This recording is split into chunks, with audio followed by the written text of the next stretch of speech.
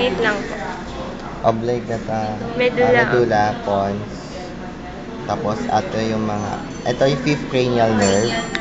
Fifth cranial nerve. Um, optic nerve. Ano yung optic nerve? This is the optic nerve.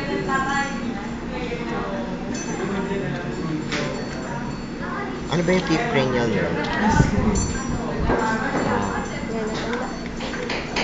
Ito kasi yung sa bandang, oh tama. Tapos ito yung auditory. Auditory nerve. Ito, auditory nerve.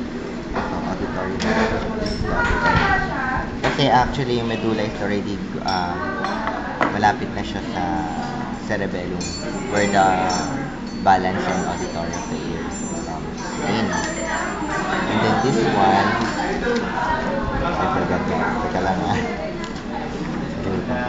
Parang ito yung part ng cerebellum.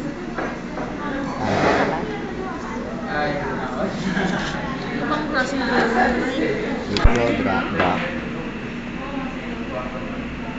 And etong bilog na to, hindi ko alam kung ano to eh. Alam ko yan.